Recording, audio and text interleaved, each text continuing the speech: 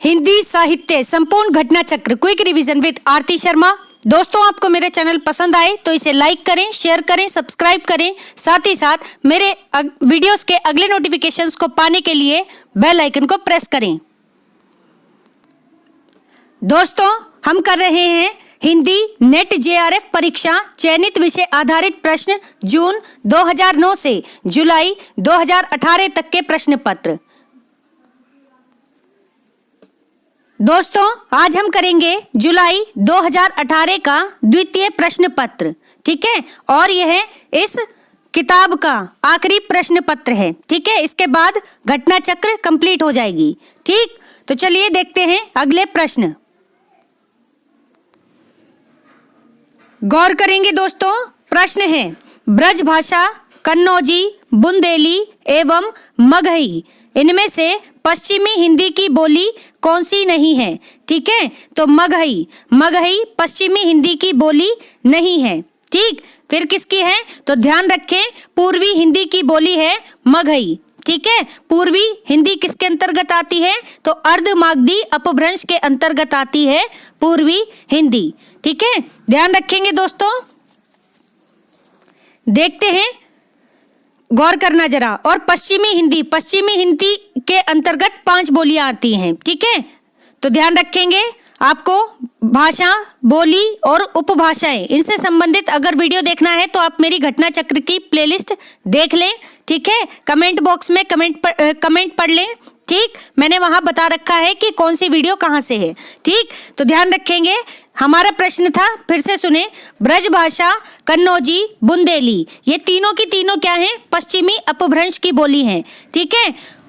फिर है मगही। तो इन चारों में से पश्चिमी हिंदी की बोली कौन सी नहीं है? तो हमारा उत्तर था मगही पश्चिमी हिंदी की बोली नहीं है, ध्यान रखेंगे, ठीक। देखते हैं अगला प्रश्न, जरा गौर करें। अच्छा, एक बात और सुनना, कन्नौजी, ठीक है। कन्नौजी, बुंदेली, ब्रजभाषा, हरियाणी, ठीक है। हरियाणी को बांगरू भी कहते हैं, ये बात ध्यान रखेंगे दोस्तों, ठीक। तो ये कुछ बोलियां हैं, याद रखें। आप एक बार भाषा वाला वो वीडियो जरूर देख लेना, आपके सारे जितने भी डाउट हैं सब क्लियर हो जाएंगे, ठीक है। देखते हैं अगला प्रश्न। सिद्ध साहित्य के अंतर्गत 84 सिद्धों की, कितने? 84 सिद्धों की वे साहित्यिक रचनाएं आती हैं जो किससे संबंधित हैं? कुल मिलाकर प्रश्न ऐसा है कि सिद्ध साहित्य के अंतर्गत 84 सिद्धों की साहित्यिक रचनाएं कौन सी हैं? तो ध्यान रखें, तत्कालीन लोक भाषा हिंदी में लिखी गई रचनाएं। कौन सी? तत्कालीन लोक भाषा हिंदी में लिखी गई रचनाएं सिद्ध साहित्य के अंतर्गत 84 सिद्धों की साहित्यिक रचनाएं हैं, ठीक। ध्यान रखेंगे। अगला प्रश्न है, गौर करें। कबीर के निर्गुण पंथ का आधार, कबीर के निर्गुण पंथ से संबंध था किसका? कबीरदास का, ठीक है। ध्यान रखें, कबीर निरक्षर थे, ये बात भी याद रखना, ठीक है।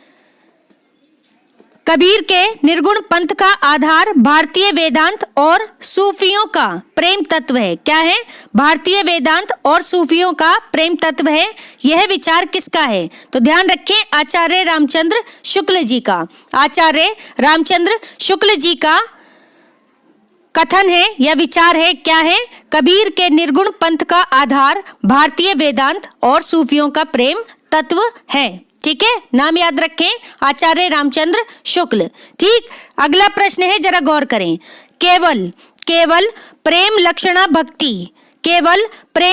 भक्ति का आधार ग्रहण करने के कारण कृष्ण भक्ति शाखा में अश्लील विलासिता की प्रवृत्ति जागृत हुई। यह विचार किसका है? तो ध्यान रखें, आचार्य रामचंद्र शुक्ल जी का। आचार्य रामचंद्र शुक्ल जी का विचार है, केवल प्रेम लक्षणा भक्ति का आधार ग्रहण करने के कारण कृष्ण भक्ति शाखा में, कौन सी शाखा में? कृष्ण भक्ति शाखा में अश्लील विलासिता की प्रवृत्ति जागृत हुई। ठीक है, आचार्य रामचंद्र शुक्ल जी का कथन है, ध्यान रखेंगे।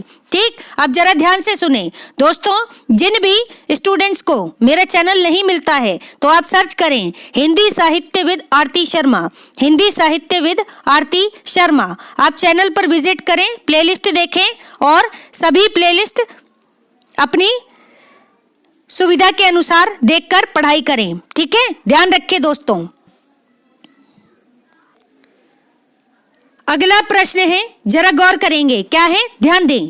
प्राणचंद चौहान, प्राणचंद चौहान का संबंध किससे है? तो ध्यान रखें, राम भक्ति शाखा से, राम भक्ति शाखा से प्राणचंद चौहान जी का संबंध है। ठीक, देखते हैं अगला प्रश्न। भंवर गीत, भंवर गीत रचना किसकी है? तो ध्यान रखें दोस्तों, नंददास जी की रचना है भंवर गीत। ठीक है, अब जरा ध्यान दें, भ्रमर गीत अलग है और भंवर गीत अलग है। ठीक है, दोनों की स्पेलिंग अलग अलग है, तो ध्यान से सुने, भ्रमर गीत अलग है और भंवर गीत अलग है। भ्रमर गीत कई सारे लेखकों ने लिखी है, ठीक है, एक रचना नहीं है, भ्रमर गीत नाम से कई लेखकों ने रचनाएं की हैं। ठीक है, तो ये बात भी ध्यान रखेंगे। अगर बात की जाए भंवर गीत की, किसकी, भंवर गीत की, तो कहीं कहीं भंवर गीत में चंद्र बिंदु भी लिखा मिलता है। ठीक है, तो चंद्र बिंदु वाली स्पेलिंग ही सही मानी जाएगी। ठीक, आजकल ट्रेंड में है कि चंद्र बिंदु खत्म करते जा रहे हैं अपनी सुविधाओं के लिए। ठीक है, उसकी जगह ये बिंदु केवल इस्तेमाल करते हैं। ठीक है, अनुस्वार, तो ध्यान रखेंगे। तो आपको ऐसी छोटी छोटी त्रुटियों पर भी ध्यान रखना है दोस्तों। ठीक है, गौर करेंगे जरा। तो भंवर गीत, भंवर गीत रचना है नंददास जी की। ठीक है, नंददास की, और नंददास की रचना है क्या, रास पंचाध्यायी, रास पंचाध्यायी। ठीक है, रहीम की भी रचना है रास पंचाध्यायी, तो ये बात भी ध्यान रखें। देखते हैं अगला प्रश्न, जरा गौर करें। राजनीतिक रूप से रीतिकाल कैसा युग है? ठीक है, तो राजनीतिक रूप से रीतिकाल कैसा युग है? तो ध्यान दें, मुगल काल के वैभव, गौर से सुनते जाएं, मुगल काल के वैभव के चरमोत्कर्ष के बाद उत्तरोत्तर ह्रास और पतन का युग माना जाता है राजनीतिक रूप से रीतिकाल। ठीक है, तो रीतिकाल कैसा है, ध्यान से सुने, मुगल काल के वैभव के चरमोत्कर्ष के बाद उत्तरोत्तर ह्रास और पतन का युग माना जाता है राजनीतिक रूप से रीतिकाल। ठीक है, ध्यान रखेंगे दोस्तों। अगला प्रश्न है, गौर करें। प्रेम संपत्ति लता, प्रेम संपत्ति लता, श्यामा लता, श्यामा सरोजिनी एवं प्रेम प्रलाप, इनमें से ठाकुर जगमोहन सिंह जी की रचना कौन सी नहीं है? ठीक है, तो ध्यान दें, ठाकुर जगमोहन सिंह इंपॉर्टेंट है दोस्तों, इनकी रचना बहुत पूछी जाती है। श्यामा स्वप्न इन्हीं की रचना है। ठीक, तो अब ध्यान से सुने, प्रेम प्रलाप ठाकुर जगमोहन सिंह जी की रचना नहीं है। इसके अलावा प्रेम संपत्ति लता, श्यामा लता, श्यामा सरोजनी, ये सभी रचनाएं किसकी हैं? ठाकुर जगमोहन सिंह जी की। एक रचना महत्वपूर्ण है, वो भी याद रखें, श्यामा स्वप्न, श्यामा स्वप्न, ये भी ठाकुर जगमोहन सिंह जी की रचना है। ठीक, अब यहाँ पर एक नोट है, जरा ध्यान दें, क्या है नोट, गौर करेंगे।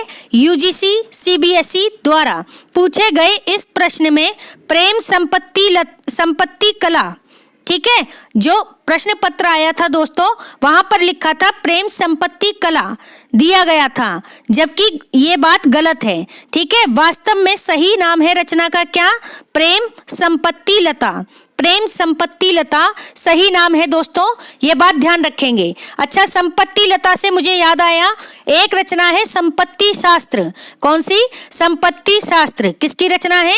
तो ध्यान रखेंगे, महावीर प्रसाद द्विवेदी जी की रचना है संपत्ति शास्त्र। वहीं अगर आपसे बात पूछी जाए प्रेम संपत्ति लता, यह रचना किसकी है, तब आप बताएंगे ठाकुर जगमोहन सिंह जी की। ठीक है, ये कुछ माइनर से अंतर है, देखने में रचनाएं एक सी लगती हैं, लेकिन आपको यही अंतर समझना है दोस्तों।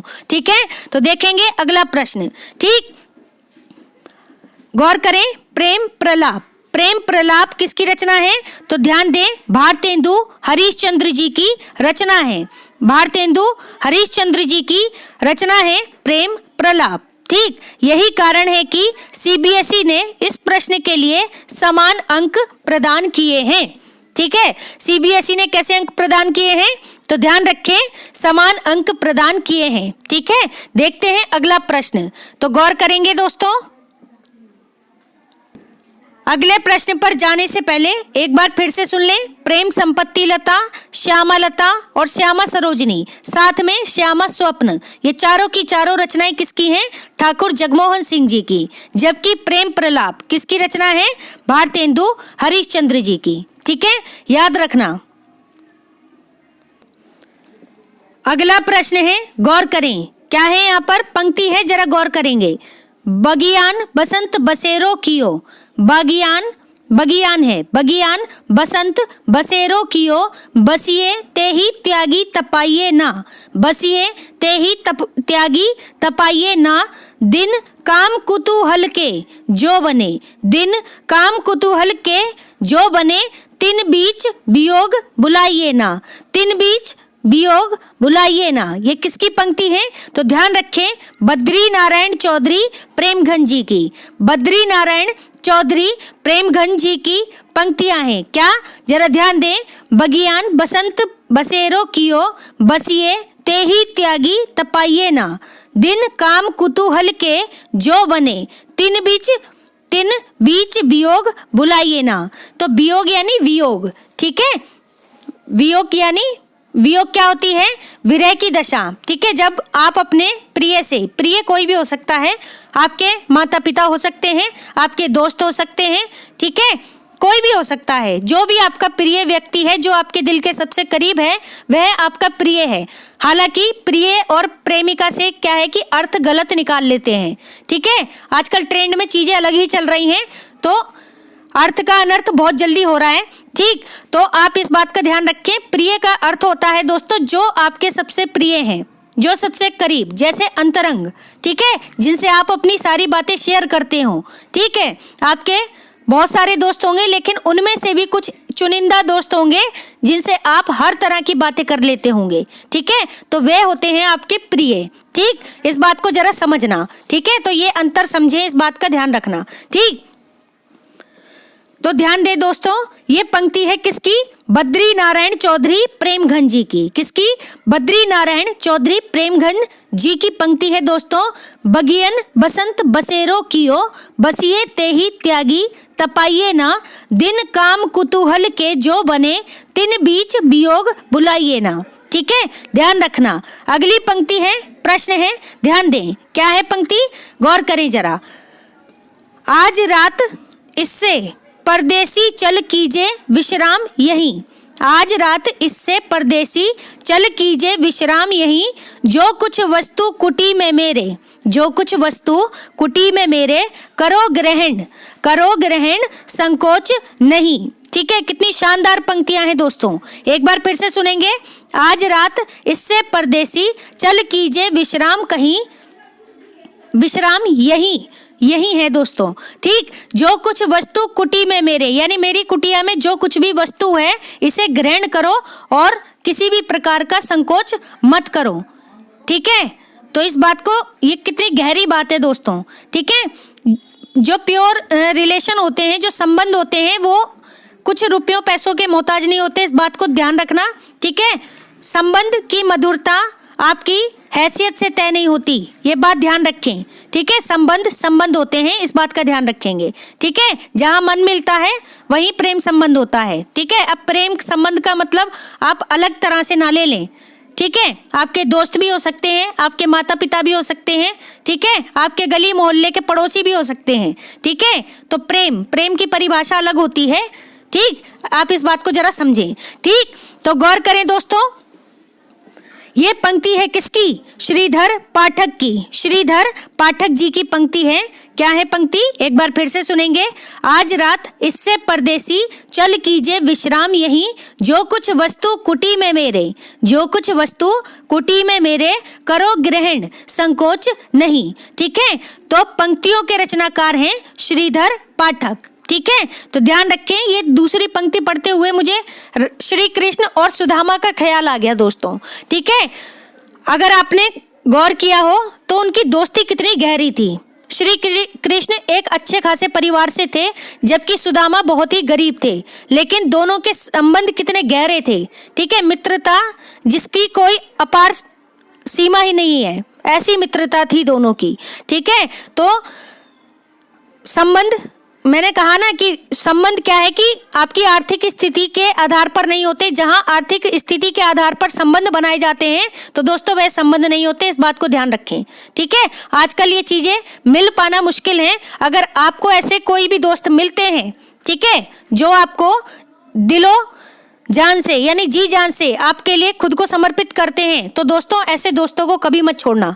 ठीक है, आज की दुनिया में ऐसे दोस्तों का होना बहुत मुश्किल है। ठीक है, क्योंकि हर व्यक्ति एक अलग चेहरा लिए घूम रहा है इधर।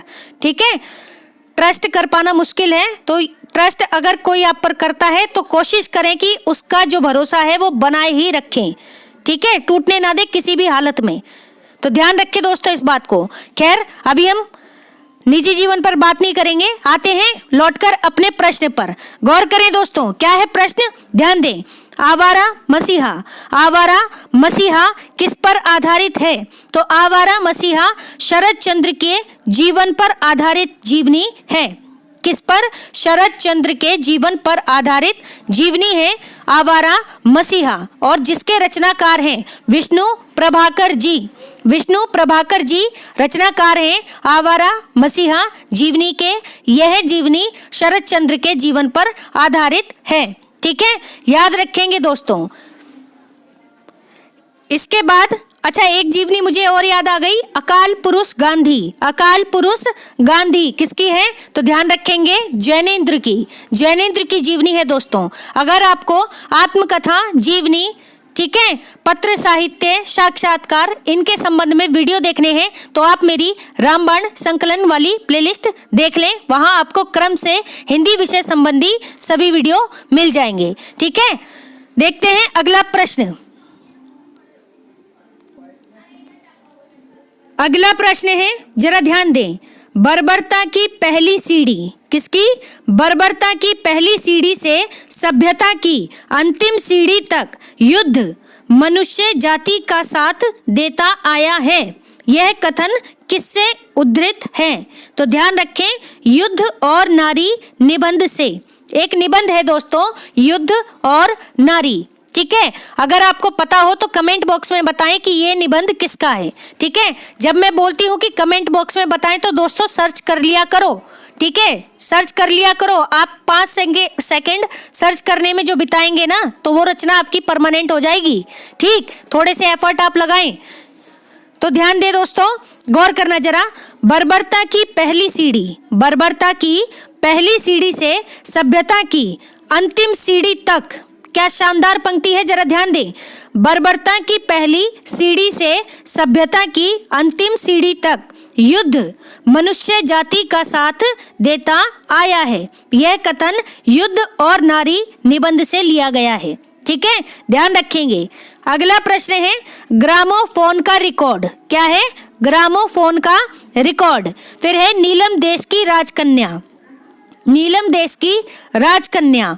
फिर है बाहुबली एवं दृष्टिपात कहानी में। क्या है? ऐसे है प्रश्न, ग्रामोफोन का रिकॉर्ड, नीलम देश की राजकन्या, बाहुबली एवं दृष्टिपात। इन कहानियों में अति व्यस्त कामकाजी आदमी की असंतुष्ट पत्नी को विषय वस्तु बनाया गया है।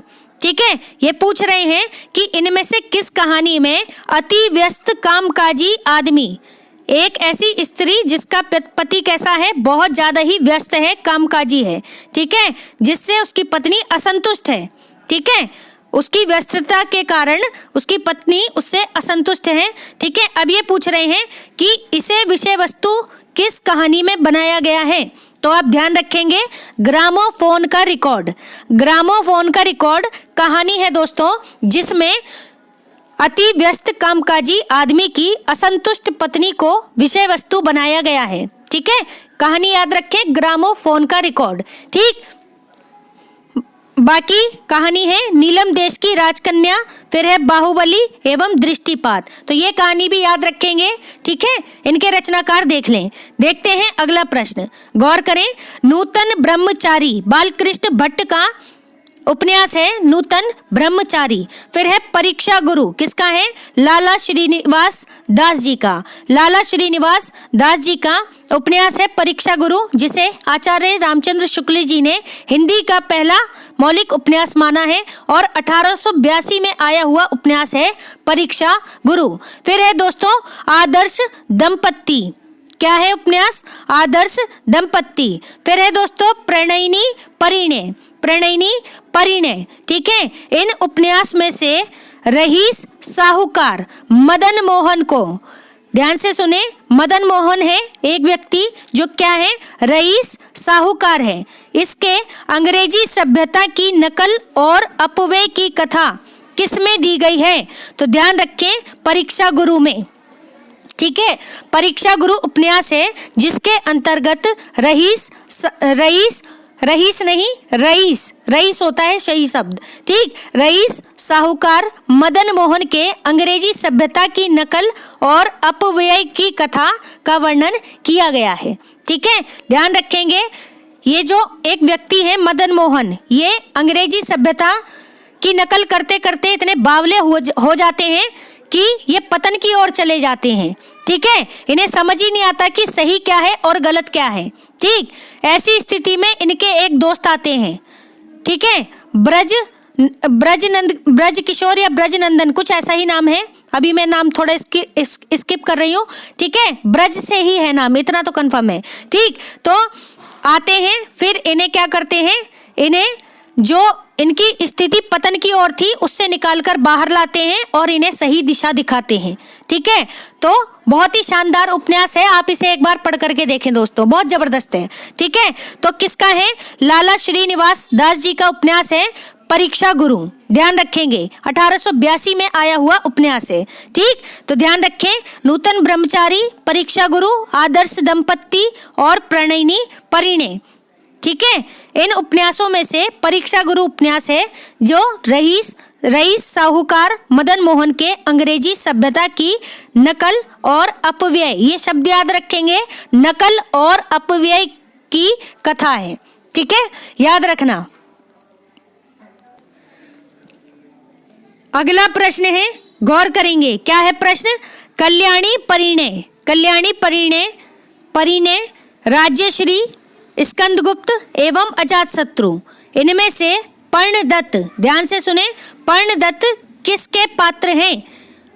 ठीक है, तो जयशंकर प्रसाद जी के नाटक हैं कल्याणी परिणय, राज्यश्री, स्कंदगुप्त और अजातशत्रु। ये सभी नाटक याद रखें दोस्तों। स्कंदगुप्त का समय है 1928 और अजातशत्रु का समय है 1922। ठीक है, अब ये पूछ रहे हैं कि पर्णदत्त किसके पात्र हैं, तो ध्यान रखें नाटक स्कंदगुप्त के। बहुत ही ज्यादा इंपॉर्टेंट नाटक है दोस्तों, जितने भी प्रश्न पत्र करवाए हैं उनमें कहीं ना कहीं ये नाटक जरूर पूछा गया है। ठीक है, तो आप इसके पात्र, इसकी कथानक, इसकी कथा वस्तु, ठीक है, इसका समय, ये तीनों बातें आप याद रखेंगे।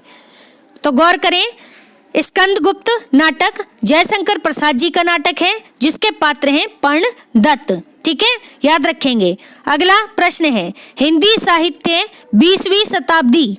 ठीक है, हिंदी साहित्य 20वीं शताब्दी। ठीक, आलोचना ग्रंथ के लेखक कौन है, तो ध्यान रखें नंद दुलारे वाजपेयी जी। नंद दुलारे वाजपेयी जी का आलोचनात्मक ग्रंथ है हिंदी साहित्य 20वीं शताब्दी। ठीक है, इसी तरह से एक है आलोचनात्मक ग्रंथ हिंदी साहित्य के 80 वर्ष, कुछ इस तरह से है। ठीक है, तो ये दो कृतियों में बहुत ज्यादा कंफ्यूजन होती है। आप कैसे याद रखेंगे, तो गिनती के आधार पर याद रखें। एक में बात की जा रही है 20 की, एक में बात की जा रही है 80 की। तो ठीक है, तो 20 वाली जो रचना होगी 20वीं शताब्दी की, तो नंद दुलारे वाजपेयी जी की रचना होगी। ठीक है, तो एक बार फिर से सुने, हिंदी साहित्य 20वीं शताब्दी नंद दुलारे वाजपेयी जी का आलोचना ग्रंथ है। ठीक है, याद रखेंगे। अगला प्रश्न है, जरा गौर करें, ध्यान दें, आचार्य भरत के अनुसार, आचार्य भरत यानी भरत मुनि के अनुसार, ठीक है। इनका समय है 2री शताब्दी, ठीक। और इनकी रचना है नाट्य शास्त्र, भरत मुनि की। इन्होंने एक रस सूत्र दिया, कौन सा? तो सुने, विभाव अनुभाव व्याभिचारी संयोग दृश्य निष्पत्ति, ठीक है। क्या था रस सूत्र? विभाव अनुभाव व्याभिचारी संयोग दृश्य निष्पत्ति। ये किसका रस सूत्र है? तो आचार्य भरत मुनि का, ठीक है। जिसकी व्याख्या 4 अन्य आचार्यों ने की है। किस किस ने की है? तो सबसे पहले भट्ट लोलट, ठीक है, भट्ट लोलट। फिर है आचार्य शंकुक या भट्ट शंकुक, ठीक है, आचार्य शंकुक ऐसे पढ़ें, ठीक। फिर है भट्ट नायक, भट्ट नायक ने भुक्तिवाद से की है। अच्छा, भट्ट लोलट ने उत्पत्तिवाद, भट्ट शंकुक ने या आचार्य शंकुक ने अनुमितिवाद, ठीक है। और इसके बाद है भट्ट नायक, उन्होंने भुक्तिवाद के नाम से की है। एक है अभिनव गुप्त, ठीक, इन्होंने अभिव्यक्तिवाद के नाम से रस सूत्र की व्याख्या की है। किसके रस सूत्र की? तो ध्यान रखेंगे, भरत मुनि के रस सूत्र की। अब यहाँ प्रश्न क्या है, जरा ध्यान दें। आचार्य भरत के रस सूत्र के व्याख्याता आचार्य शंकुक के सिद्धांत का नाम क्या है? तो ध्यान रखेंगे, अनुमितिवाद। आचार्य शंकुक ने अनुमितिवाद सिद्धांत से आचार्य भरत मुनि के रस सूत्र की व्याख्या की है, ठीक है। इतनी बात है, इंपॉर्टेंट है, याद रखें। यहाँ से एक प्रश्न बनता ही बनता है, ठीक है। तो आपको सभी व्याख्याकार और उनके सिद्धांत पता होने चाहिए। देखते हैं अगला प्रश्न, गौर करें। प्रिंसिपल ऑफ लिटरेरी क्रिटिसिज्म, क्या है रचना का नाम? Principles of literary criticism. फिर है notes towards the definition of culture, क्या है? Notes towards the definition of culture. फिर है प्रैक्टिकल क्रिटिसिज्म, क्या है रचना? Practical criticism. एवं कॉलरिज ऑन इमेजिनेशन, एक रचना है कॉलरिज ऑन इमेजिनेशन। इनमें से I.A. रिचर्ड्स द्वारा लिखित रचना कौन सी नहीं है? तो ध्यान रखें दोस्तों, I.A. रिचर्ड्स द्वारा लिखित रचना नहीं है notes towards the definition of culture. क्या है? Notes towards the definition of culture. यह रचना I.A. रिचर्ड्स द्वारा लिखित नहीं है। इसके अलावा I.A. रिचर्ड्स की रचनाएं हैं, ध्यान से सुनेंगे। Principle of literary criticism, I.A. Richards, ठीक है, इनकी रचना। फिर है I.A. रिचर्ड्स की रचना कौन सी? प्रैक्टिकल क्रिटिसिज्म एवं कॉलरिज ऑन इमेजिनेशन। क्या है? प्रैक्टिकल क्रिटिसिज्म, एक ये रचना है I.A. रिचर्ड्स की, दूसरी है कॉलरिज ऑन इमेजिनेशन, ठीक है। तो ये सभी रचनाएं हैं किसकी? ध्यान रखेंगे दोस्तों, I.A. रिचर्ड्स की। जबकि notes towards the definition of culture I.A. Richards की रचना नहीं है, ठीक है। आप मेरे महत्वपूर्ण रचनाएं एवं रचनाकार वाले वीडियो देखना दोस्तों, 15-15, 20-20 सेकंड के हैं, ठीक। उसमें आपको ये रचनाएं मिल जाएंगी, ठीक। तो देखते हैं अगला प्रश्न क्या है, जरा गौर करें। रीति मुक्त कविता की विशेषताएं क्या हैं? तो रीति मुक्त कविता, पहली बात सुने, रीतिकाल की 3 श्रेणियां हैं, रीतिबद्ध श्रेणी, रीति सिद्ध श्रेणी और रीति मुक्त श्रेणी। तो बात हो रही है रीति मुक्त की, जिसके प्रमुख कवि हैं आलम घनानंद, आलम बोधा ठाकुर, ठीक है। ये कुछ महत्वपूर्ण कवि हैं, ठीक। तो आप पूछ रहे हैं रीति मुक्त यानी इन्होंने रीति से मुक्त होकर स्वच्छंद रूप से कविताएं की थी, ठीक, इसका अर्थ ये है। तो जरा ध्यान दें, विशेषताएं देखते हैं। यह आंतरिक अनुभूतियों, विशेषताएं पढ़ेंगे तो आपको समझ में आ जाएगा कि रीति मुक्त कविता क्या थी। तो जरा ध्यान दें, यह आंतरिक अनुभूतियों का काव्य है। कैसा? यह आंतरिक अनुभूतियों का काव्य है। यह मूलतः आत्म प्रधान और व्यक्तिगत है। यह मूलतः आत्म प्रधान और व्यक्तिगत है, ठीक है। इसके बाद है यह सभी प्रकार की रूढ़ियों से मुक्त है।